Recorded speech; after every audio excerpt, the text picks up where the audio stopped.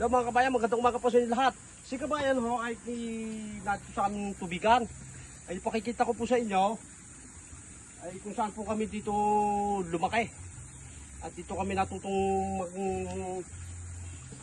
magsaka. Aking mga kapatid at mga pinsano kami itong magkaliitan. Yan, samahan niyo po ako mga kabayan. At si kabayan ho namin samahan.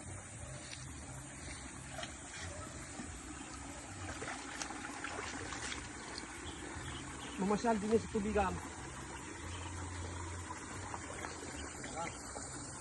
Ari ho, nung araw ay hindi pa simento mga kabayan. Ari ho ay lupa pa. Lupa pa po ari ng araw. Ito yung mga tama oh. Yan.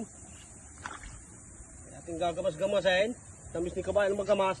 Ari po ay kung tawagin ay amurugto. Amurugto ang damong are. Aramugto. Eh, hindi pa naka-spray ng pandamo. At ang na-spray yata ay pantubig. Pantubig ko lang.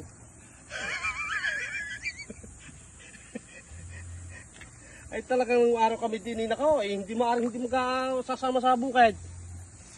At pagka hindi sumama, ay isang likong kang walang baon pag ikinag-aaral.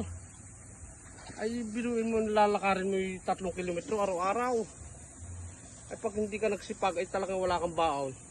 Ay babaunin mo lang ay asay. Ay ngayon ng mga bata, hatid sundo na, may baon na, may merinda pa. Ay yun ako, napakaswerte ng mga batang iyan ngayon. Ay kamalas-malas ang karninurite.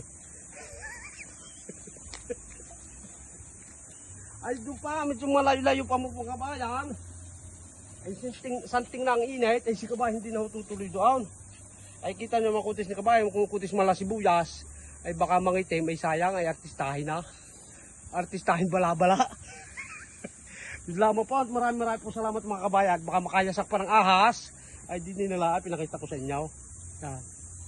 Malapit tayo mga ainihin. Ay para nakikita ko yung mas malaki pandamaw kaysa sa palay. Ay pagka isang araw i-spray na ng pandamaw. Yan. Talaga nung araw din ko na ito mo nang ibabok mga damaw mga kabayan. Oh. Madamo palay nga yaw no. Lamang po at maraming salamat. Love you ulit.